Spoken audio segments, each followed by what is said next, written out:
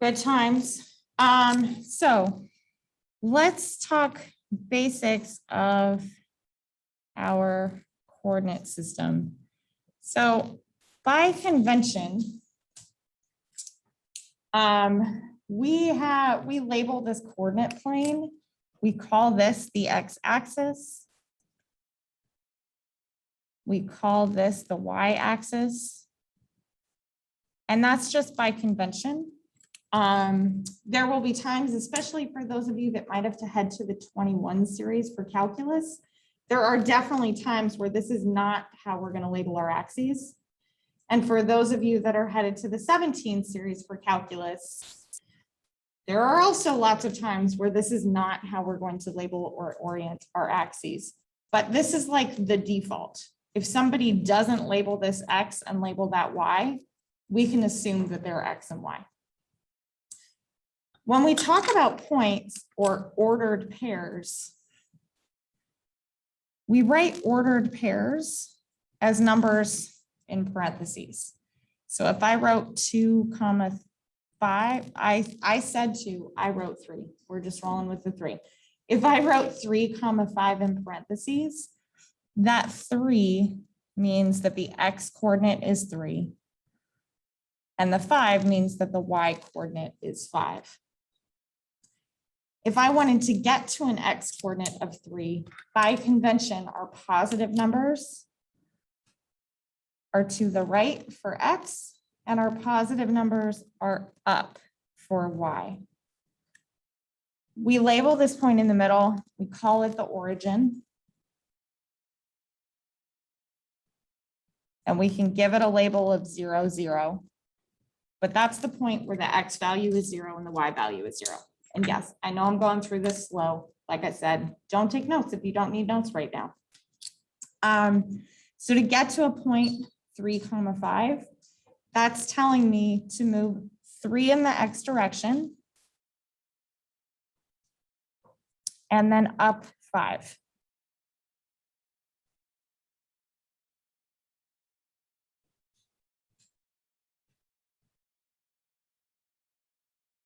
And I can label that point 3, 5. Just a couple of things to note. If you are not given graph paper, or if you're working through your homework and you're not working on graph paper, life's actually a little bit easier because you don't have to worry about precision. You just need to worry about labeling things accurately. So if I had another point, and let's make this one -2, +2. So if I'm not doing this on graph paper and I just wanted to label this point, I just have to make sure that it's accurately on this side of the y-axis and above the x-axis, right? So I'll just come over here, pop it in, -2, 2. Because we've got our X and Y axes here, we say that they divide the plane into 4 quadrants. 1, 2, 3, and 4. Although when we're talking about the quadrants, we usually label them with Roman numerals. So we would typically label this as 1, 2, 3, and 4. But these are our 4 quadrants. So one of the things that is certainly important for geometry and for trig is if I gave you the coordinate of something and I said 5, -3, which quadrant is this in?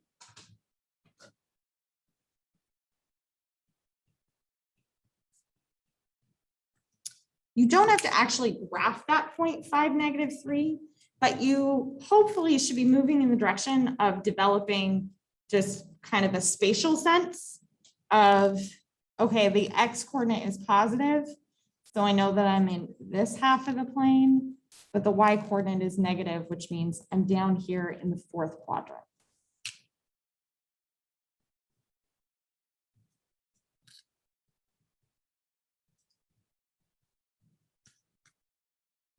that is kind of mostly all I wanted to say about plotting points. If that's okay, we'll move on to plotting lines. If you need more practice with plotting points, that's where the book is really going to come into play, to move through additional exercises, like especially in section 3.1. That's where the plotting points stuff is. But let's move on to talking a little bit about lines.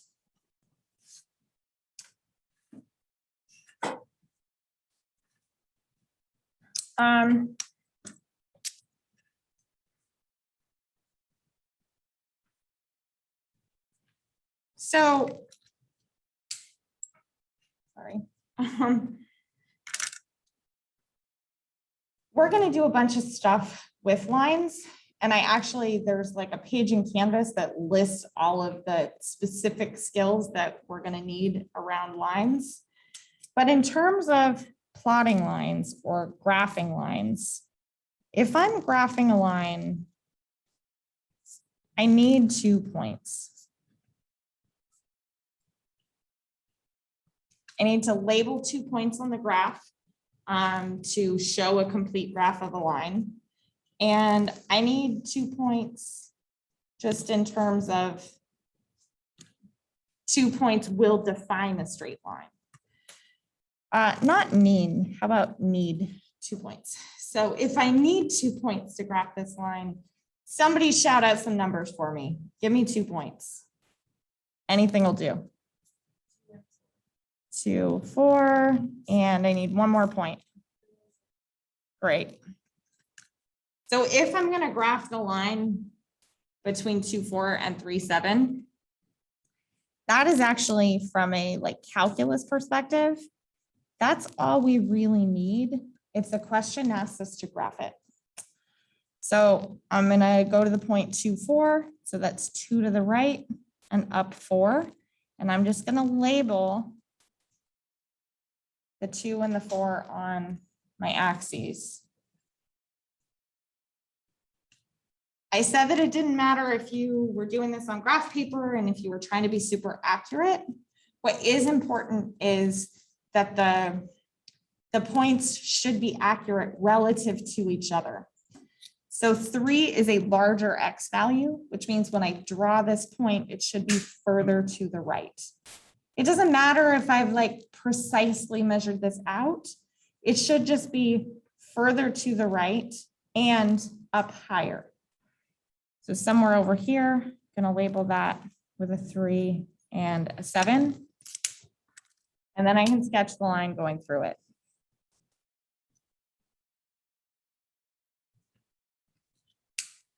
Typically, when we're drawing a line, we're going to put arrows on the end to indicate that this continues on forever, right? We couldn't possibly show every value on our tiny sheet of paper, but if we could, this would continue in either direction. Lines, I only need 2 points to graph them, but when we're thinking about the relationship between X's and Y's and the equation for a line, there are typically 3 ways that I can talk about the equation of a line. And no matter which way we're talking about it, to find the equation of a line, I always need 2 things. I need a slope and I need a point. Some forms for the equation of a line require a specific point. Others will take any old point at all. Well, these 2 characteristics of a line, the slope and sort of an anchoring point, we can think about the slope graphically and we can think about the slope numerically. When we're talking about slope on a graph, that means for every 1 unit to the right, how far up or down did we go? Or more commonly, people think about this as rise over run, or my slope is the change in Y divided by the change in X. So if I were looking at this graph and trying to give the numerical value for the slope, I'm thinking about, okay, well, we have these 2 points. So between those 2 points, how far did we go up? Well, we went up 3 and we went 1 to the right. So this graph would have a slope of 3/1.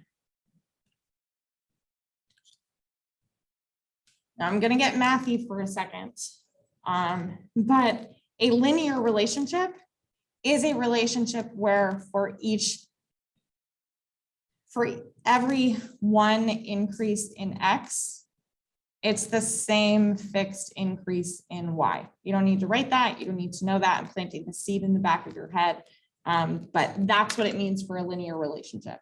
So that should continue. If I wanted to find another point on this graph, I can use that slope to find another point. So right now we were at 3,7, which means another point on this graph would happen if I went up 3 and over 1 again. Well, if I went over 1, I'd be at an X value of 4. And if I went up 3, I'd be at a Y value of 10. And I could go in the other direction too. We'll just have to take them both backwards, right? If I wanted to find a point over here, that would say, I'm going to doing it in reverse. I had to go back 1 and down 3. So that point would be at 1, 1. So that slope should hold everywhere on the graph. Good times.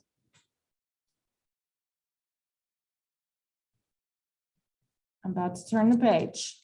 Checking Zoom questions. Seeing nothing. No questions in the room. We're turning the page.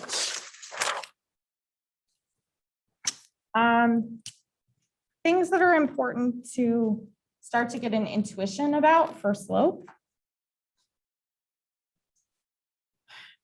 is that if I just give you the graphs of a couple of lines, and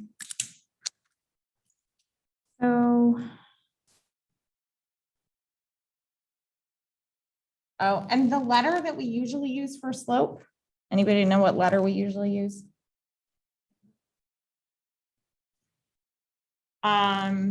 I don't know why we use an M.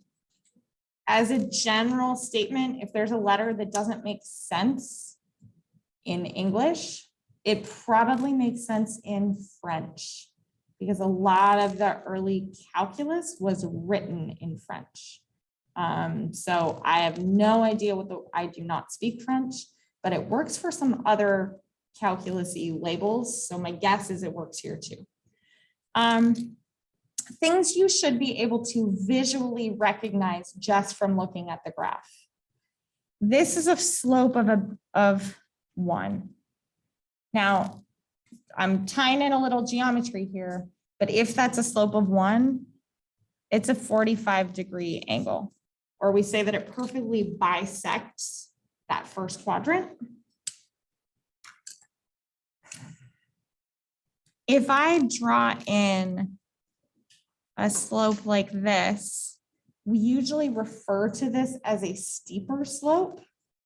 Thinking about if this were like a hill that I had to ride my bike up, that is a steeper climb up that hill. This should have a slope that is bigger than 1. Those steeper slopes,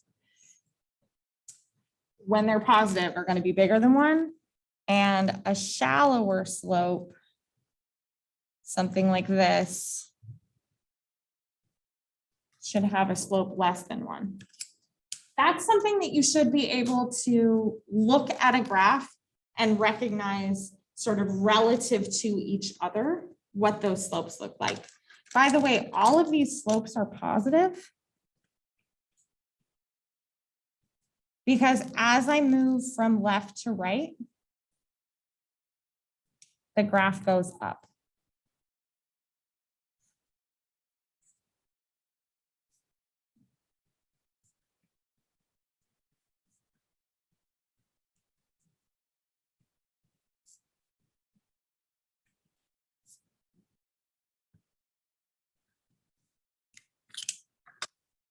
We can do the same thing with negative slopes. So here I'll draw in a slope of -1, which again should be a 45-degree angle there. And if we draw in a steeper slope or a more shallow slope, this slope should be less than -1 because it's more more extreme than a slope of -1. This should be something less extreme than a slope of -1.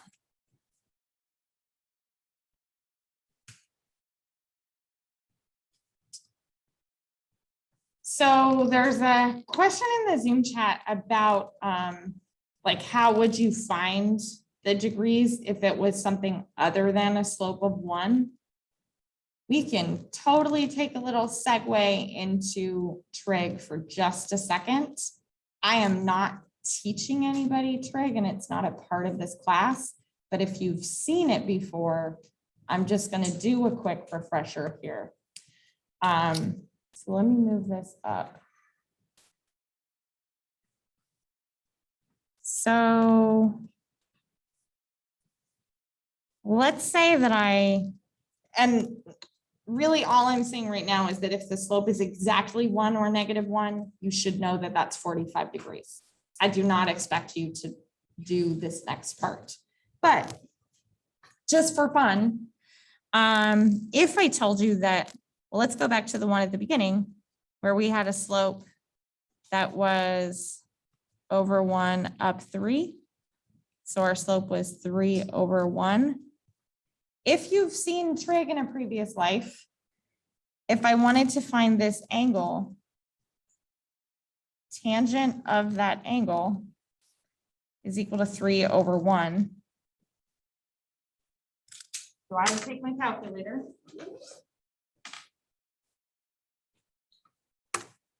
I would make sure that I was in degrees mode. And then I would do inverse tangent of 3 over 1 to get, oh, I said 3 plus 1. I really meant to do 3 over 1. 3 divided by 1. Oh, no, it is divided. Never mind. And get 71.56 degrees.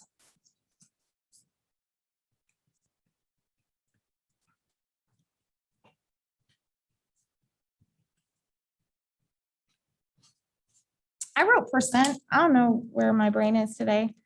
Probably not on trig because we're not covering trig in this class. But just as a fun fact, how would you find that angle? I would use my calculator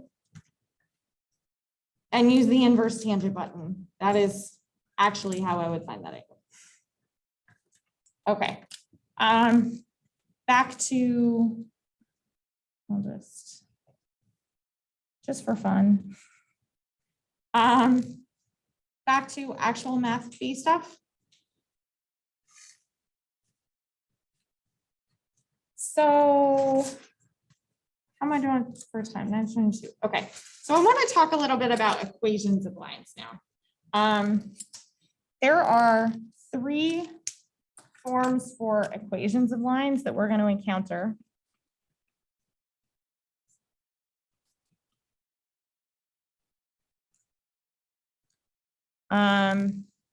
Does anyone have a favorite version of the equation of a line? The one we all know and love. Totally. I was expecting someone to give me that. Y equals mx plus b. So this one has a name, and it actually is important that you know the names of the forms of lines. That is something that will come up. So this is called the slope-intercept form.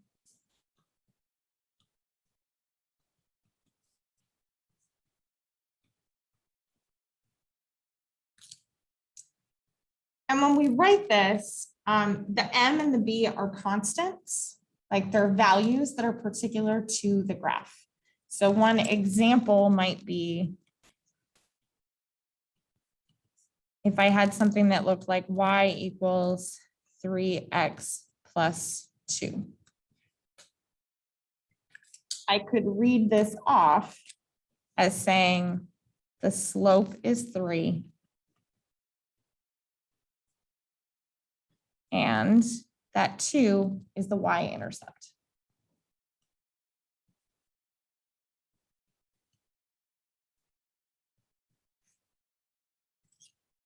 Now, if I wanted to graph this, we only need 2 points to graph a line. And my suggestion in general is that anytime you have an opportunity to plug in 0, it's probably what you should choose. But let's say you didn't want to plug in 0, or maybe you want to plug in 0 and something else. Any pair of values, x and y, that makes this equation true is a coordinate on the graph. So we can think about plugging in any value for x and then getting the corresponding y value. So if I look at when x equals 0 and we plug that in, then I would have y is equal to 3 times 0 plus 2, which is 2, which is that y-intercept that we can kind of just read off of the equation. So as an ordered pair, that would look like 0, 2. If we pick another value, when x equals 1, then y would be 3 times 1 plus 2. So 3 plus 2, that's 5. So 1, 5 is another ordered pair that would be on this graph.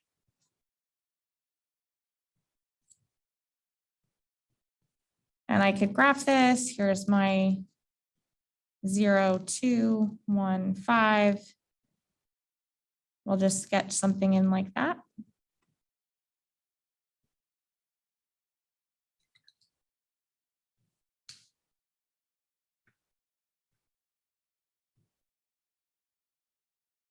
There are 2 other common forms for the equation of a line. And both of them can be like, we can do algebra to rearrange them to make them come back and look like y equals mx plus b. But let's take a look at those other 2 forms.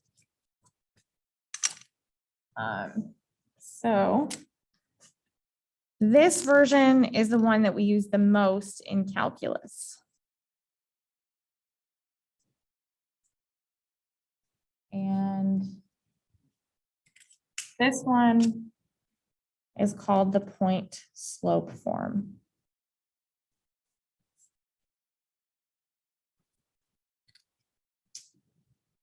That m still means the same slope, whether we're talking about y equals mx plus b or y minus y1 equals m times x minus x1. This is still the slope. But rather than kind of having the y-intercept embedded in it, this version of the equation has a point embedded in it. So a point on the graph here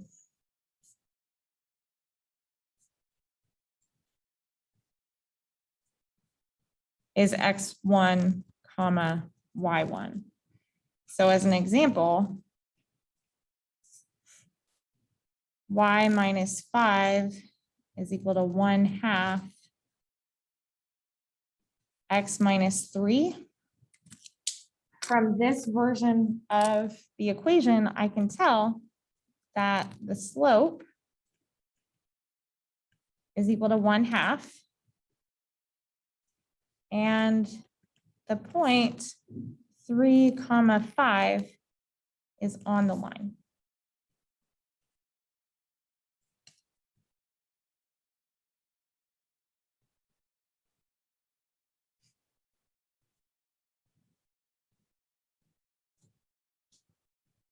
And I'm really just reading off the 3 and the 5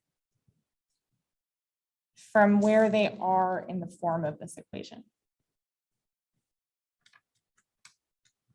If I needed to graph this, I have enough information right now to graph it. I have a point that I'm anchored at, and I've got this slope that says go up 1 and 2 to the right.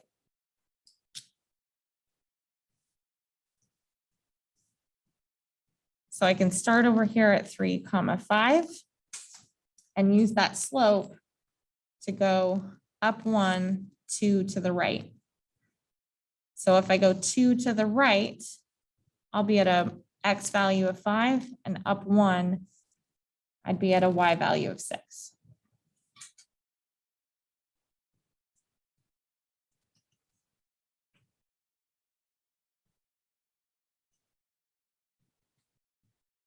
We could also take that equation and rearrange it to make it look like y equals mx plus b, or find any other ordered pair that makes the equation true. So for example, I could choose to look when x equals 0, this equation would become y minus 5 is equal to 1/2 of 0 minus 3. Or y minus 5 is equal to, 0 minus 3 is -3, and 1/2 times -3 would be -3 halves. And if I were lazy, I could just write this as y equals adding 5 to both sides, 5 minus 3 halves. But since we're subtracting fractions, we really ought to get a common denominator. So I'm going to take that 5, multiply by 2 over 2 to say that's 10 halves minus 3 halves. Or since we have the same denominator now, I can subtract straight across the top and get 7 halves. So I know that one ordered pair on this graph would look like 0, 7 halves.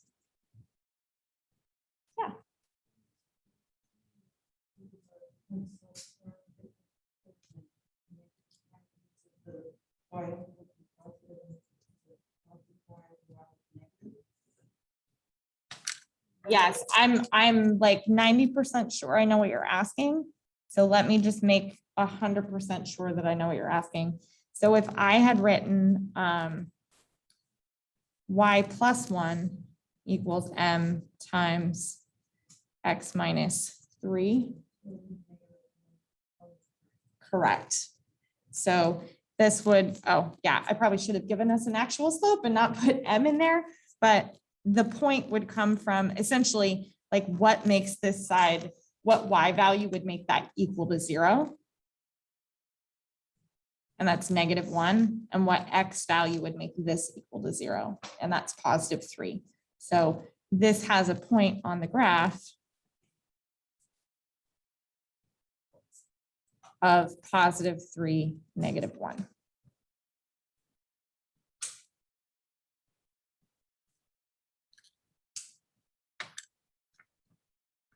Good times?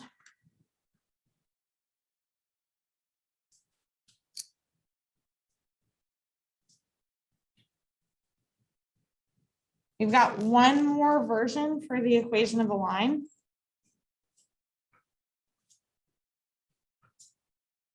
That I think has a very interesting name. Oh.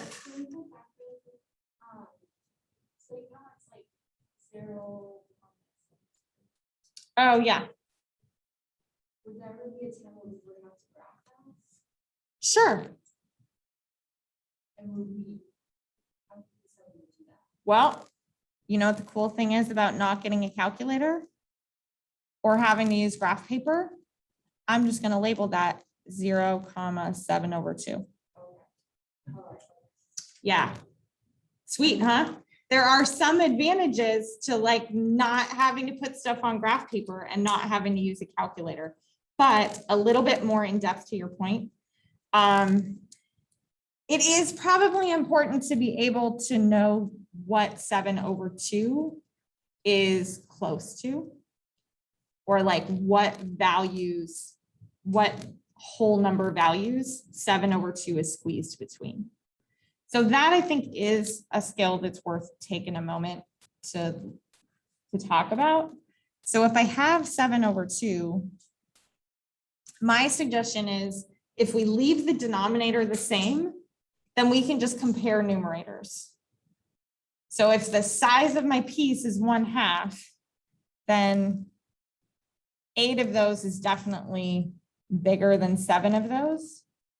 And 6 of those is definitely smaller than 7 of those. So whatever else, I know that 7/2 is between 3 and 4. So like if you had to graph that, it would be probably nice to know that it's between 3 and 4.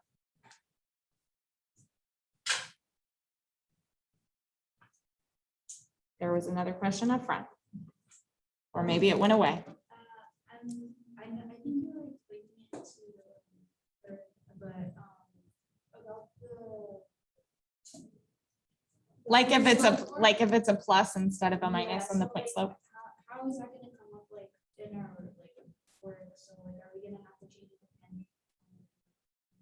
Or give it if we're given any points, or like? Yeah, for sure. So let's say, and we'll go back to like a point slope-ish thing. It's just like off to the side. Okay. So if I asked you to write the equation of a line with slope equal to 5 and passing through, we will do a lot more practice with writing equations of lines, but I feel like this question we should talk through now. And passing through the point -3, 4.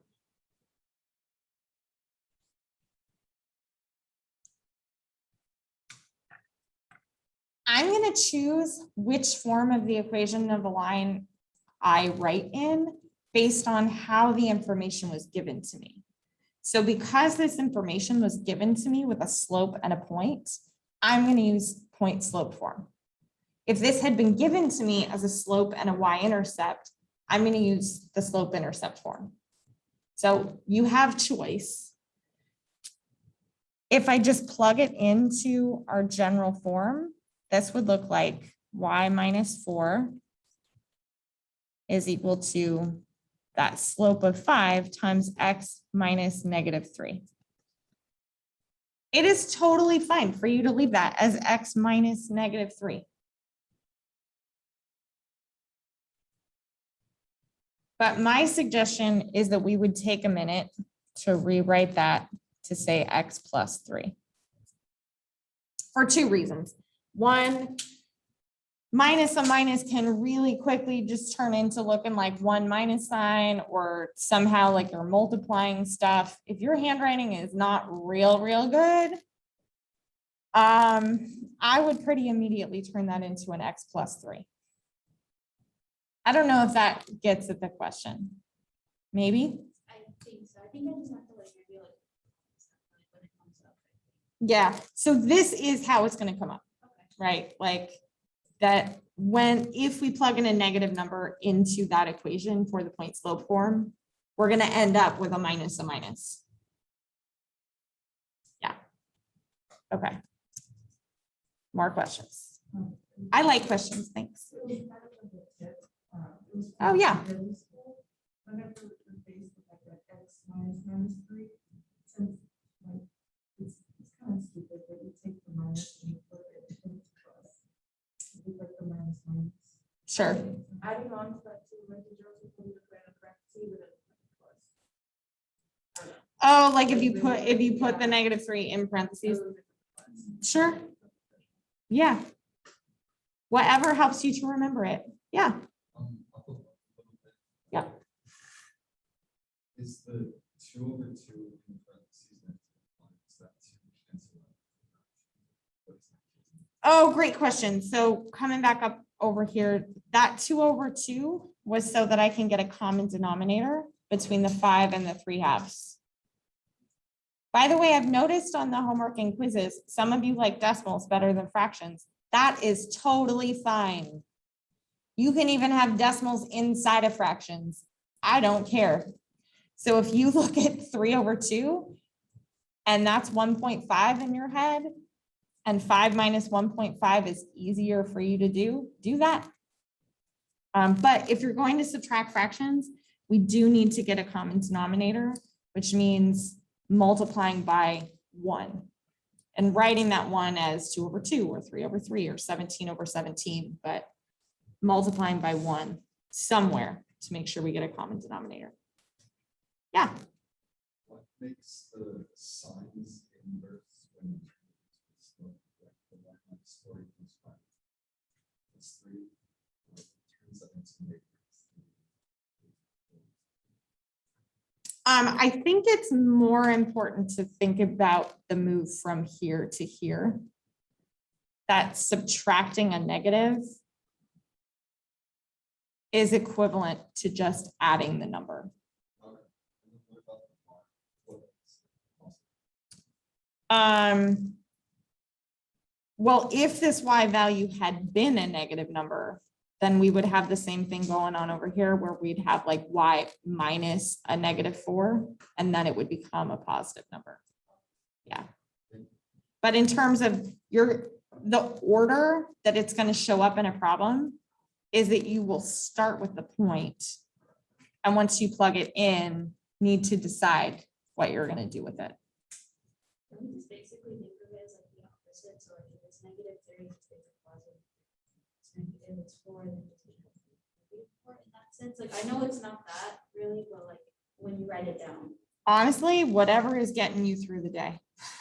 Right? And so, yeah, you can totally think about that as just the opposite. Yeah. Just don't subtract the opposite, if that makes sense. Right? So like for me, because the formula already has the minus signs in it, for me, I want to just plug the point in to this formula and then adjust the minus signs as I need to. That's the way that for me, I'm going to make fewer mistakes. All super good questions. So there's a third form for the equation of a line, and it is nobody's favorite. Sorry, but it is a form that we have to be able to deal with because it does show up. So our third form for the equation of a line would look like ax plus by is equal to c. And this one, bizarrely, is called the standard form. And an example of this might look like 3x minus 2y is equal to 12. So it sure as heck doesn't look super like the equation of a line that we all know and love, because my guess is y equals mx plus b. That's what's shining in your head when you think about the equation of a line. This doesn't look like that, but it is. We can rearrange it to look like y equals mx plus b. This one is the least useful form of a line for us because I can't read off the slope or the intercept. Good times. But it's called the standard form of the line for a reason. And when we do some fancy stuff in calculus and beyond, this is actually a useful form for the equation of a line. It's just not useful for us yet. But let's say that I had this equation and I had to graph something. So if I had to graph this, I'm falling back to any 2 points will do. I just need 2 points on this line. So I'm going to choose the points that involve zeros. And I'm going to say when x equals 0, this equation becomes 3 times 0 minus 2y is equal to 12. Well, 3 times 0 is 0. So if negative 2y is equal to 12, then y is equal to negative 6. So 1 point on this graph is 0, negative 6. I need another point because I need 2 points if we're going to graph it. So I'm going to say, well, what about when y is equal to 0? And when y is equal to 0, this equation becomes 3x minus 2 times 0 is equal to 12. 2 times 0 is 0. So I've got 3x is equal to 12, or x is equal to 4. Being careful about the order here, the order should always come x first, comma, y value. So this would be 4, 0. Now I have enough to graph this thing.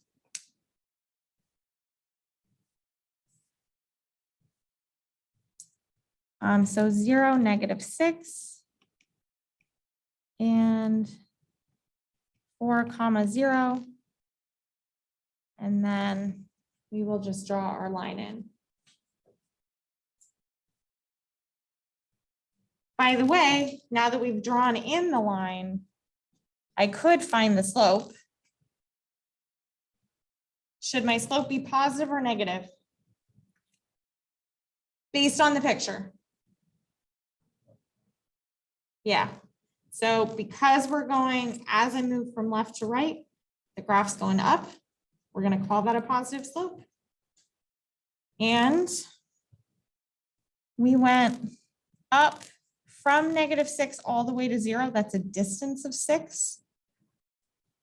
So we went up 6 and 4 to the right. So my slope would be 4/6, or I can rewrite that to be 3/2.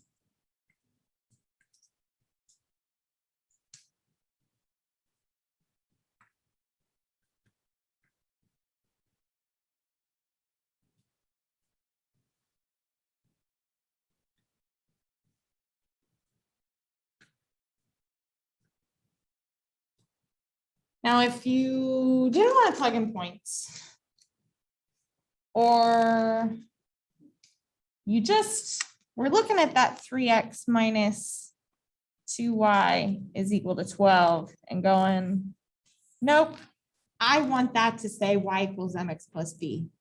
Y equals mx plus b is familiar to me. It feels homey.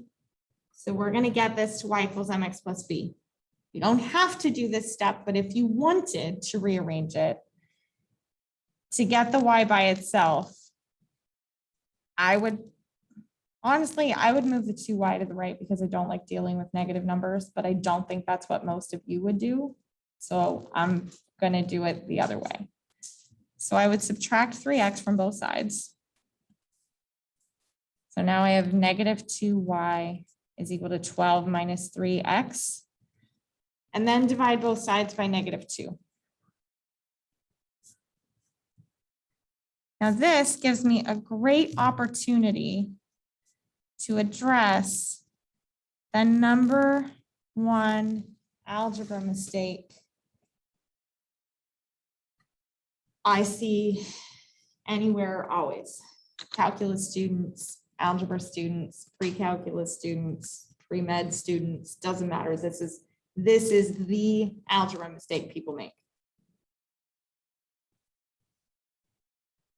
Everything on top is being divided by negative 2 right now.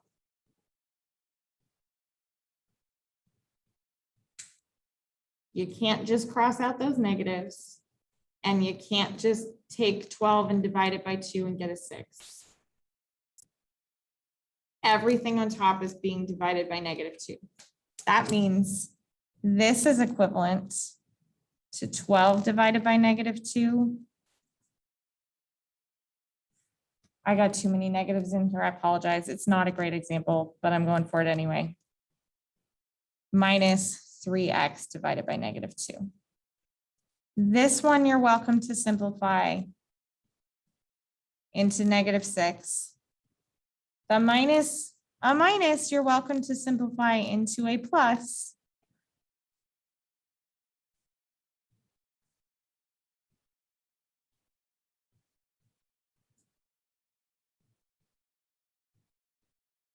And that you could rearrange to say y equals 3/2 x minus 6, which matches what we got before in terms of now we can see our slope and we can see our y-intercept. Yeah, Just to be sure, so it doesn't matter what the negative is. It's Correct. still fully negative, so just for the negative within the bottom.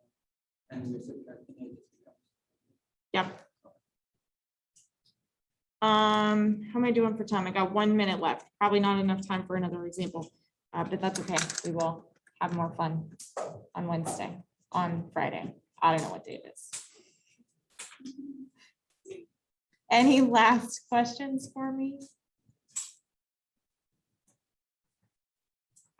Okay, have a lovely rest of your day. I do not have office hours on Wednesdays. I kayak on Wednesday afternoons, but I do have office hours tomorrow and on Friday. Tomorrow I'm over in the Chicana Latinx Center. 12:15 to 1:15, 12:30 to 1:30, something like that. And on Friday, I've got office hours on Zoom in the afternoon.